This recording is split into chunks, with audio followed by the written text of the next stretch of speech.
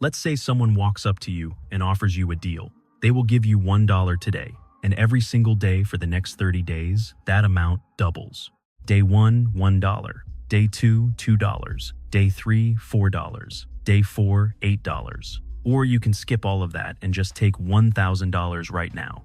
Most people take the 1,000. And honestly, it feels like the obvious move. $1,000 is real money. You can pay a bill with it. You can put it towards something. $1 doubling into $2 into $4 feels like a bad joke. But let's actually run the numbers together. By day 10, you have $512. Still less than the 1,000. By day 15, you have $16,000. Now, it's getting interesting. By day 20, just 2/3 of the way through, you have crossed $1 million. $1. 20 days, $1 million. And if you let it keep going all the way to day 30, over $500 million. Now no investment on Earth doubles every single day. This is a thought experiment, not a stock tip. But the mathematical force behind it, interest compounding on top of interest growth, building on top of growth, that force is completely real. And it is working in the financial markets right now every single day for the people who know how to use it. Albert Einstein reportedly called compounding the eighth wonder of the world. He said, "Those who understand it earn it, those who don't pay it." So let's define it right now, clearly, once and for all. Compounding is what happens when the returns on your money start generating their own returns. You earn interest, that interest gets added to your balance. Now your larger balance earns more interest. That larger interest gets added again. And it keeps building on itself faster and faster the longer you leave it running. It is not just your money growing, it is your growth growing. That is the power of compounding. And by the end of this video, you will know exactly how to put it to work. Stay with me, because the numbers get very real very fast. So, what exactly is compounding, and why does it matter so much?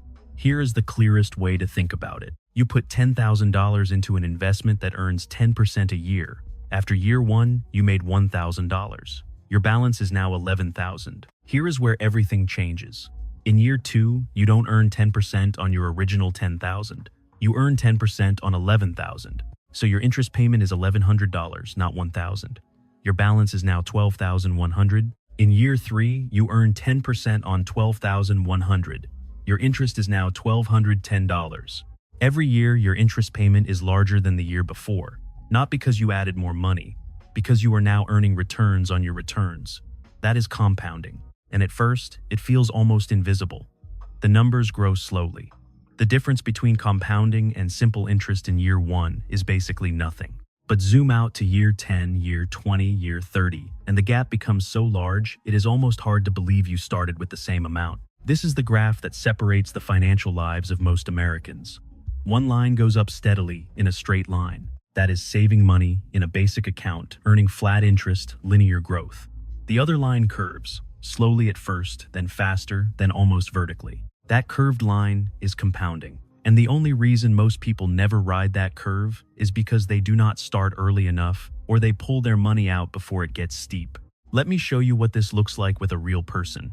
In 1944, a woman named Ann Scheiber retired from the IRS. She had worked there for years, lived frugally, and walked away with a modest amount of savings. She lived alone in a small apartment in New York City, and she was extremely careful with money. She took what she had and invested it in stocks. Mostly large American companies she understood and believed in. And then she did something almost no one is disciplined enough to do.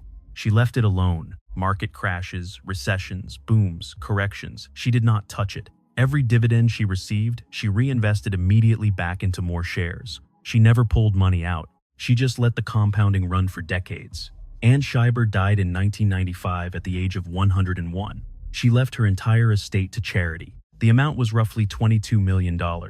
That story was not magic. It was a combination of time, discipline, and compounding. And the core principle behind it is available to almost everyone, even if the exact path looks different for each person. Now here is the part I want you to pay very close attention to, because this is where most Americans make the mistake that costs them the most money over their entire lifetime. They think the most important variable in building wealth is how much money they invest. It is not. The single most important variable is time. Let me prove it to you with 3 people. Person A is 25 years old. They invest $500 a month until they turn 55.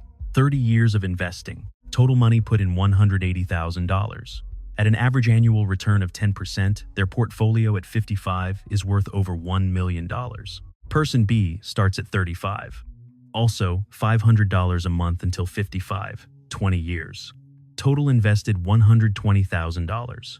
At 10% average return, their portfolio lands at $379,000.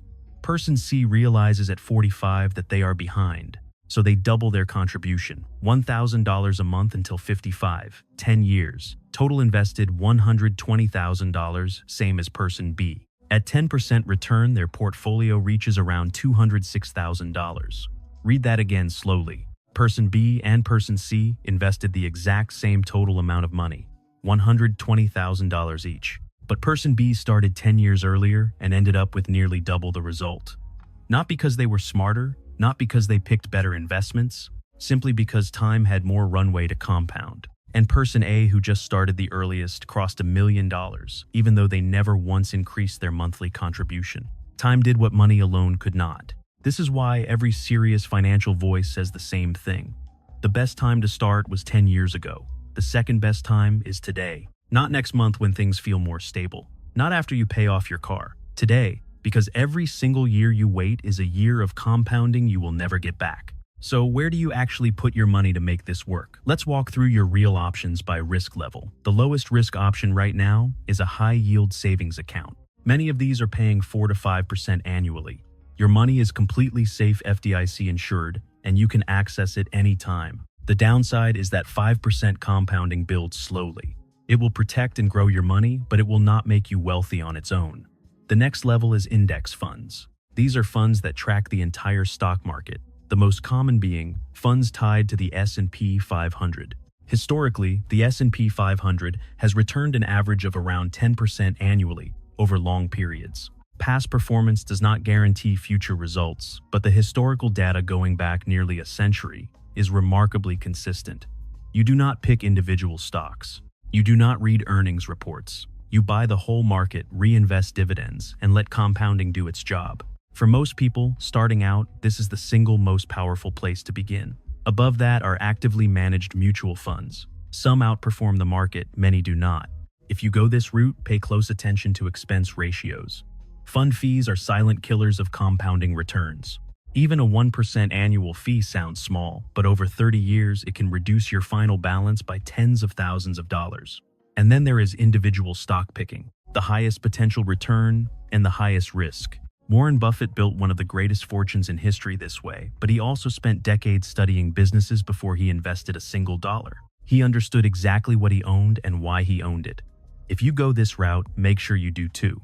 The common thread across all of these is this: reinvest everything. Every dividend, every interest payment, every return, put it back in.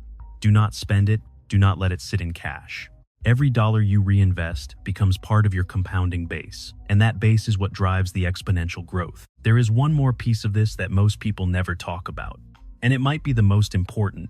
The rate of return is not just slightly important, it is massively important. And the difference between rates looks small until you run the actual numbers. You invest $10,000 and leave it alone for 30 years. At 5% annual return, you end up with $43,000. At 8%, you end up with $100,000.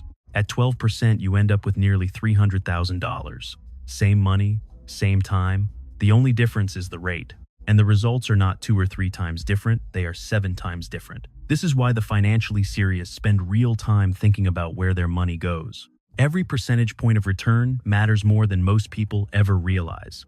But here is the other side of this that almost no one talks about. Compounding does not care whose side it is on. The same force that builds your wealth also destroys it if you are on the wrong end. The average American credit card charges around 20 to 24% interest annually. That interest compounds against you every single month.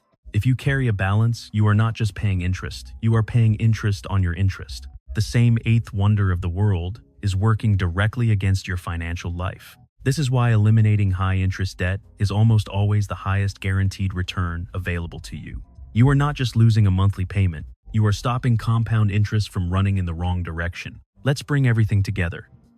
You saw how $1 doubling every day crossed $1 million by day 20. You saw how Ann Scheiber turned $50,000 into $22 million without a single complicated strategy. You saw how starting 10 years earlier matters more than doubling your contributions.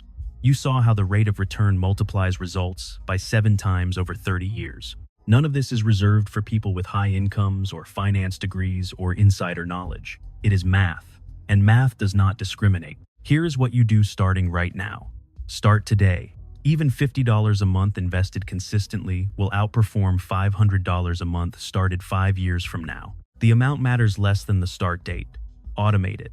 Set up automatic contributions and remove the decision from your hands. The biggest threat to compounding is human emotion, the urge to pause, pull out, or redirect when the market moves. Automate it once and let it run. Reinvest everything, every dividend, every return. Put it back in. That is how the compounding base grows. Be patient through the slow part. The first 10 years of compounding feel underwhelming. The last 10 years feel like a rocket ship. Most people quit during the slow part and never see the rocket. Do not be most people, and protect your rate. Watch your fees. Eliminate high-interest debt. Keep your money in assets that have historically grown over time. $1. Day 20. $1 million. That is not a magic trick. That is what happens when you let math work long enough without interrupting it. The people who understand compounding earn from it for decades. The people who don't spend those same decades paying it to someone else. Now you understand it. What you do next is up to you.